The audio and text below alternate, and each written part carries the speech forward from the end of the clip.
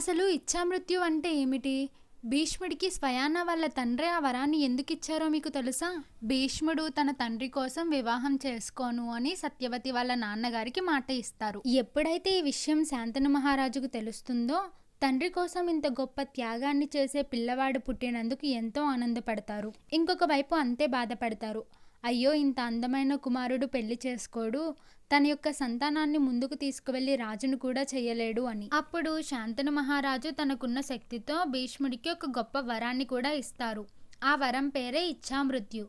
ఇచ్ఛామృత్యు అంటే అర్థం ఏమిటంటే, నువ్వు ఎప్పుడైతే మరణించాలి అని అనుకుంటావో అప్పుడు మాత్రమే నీ శరీరాన్ని విడిచిపెట్టి వెళ్తావు అని భీష్ముడికి తన తండ్రి గారు అయినటువంటి శాంతను మహారాజు వరం ఇస్తారు. తరువాత శాంతను మహారాజుకి సత్యవతికి వివాహం జరుగుతుంది. ఇచ్చిన మాట ప్రకారం భీష్ముడు ఆజన్మ బ్రహ్మచార్యాన్ని పాటిస్తూ రాజ్య సంరక్షణని చూసుకుంటూ ఉండేవాడు.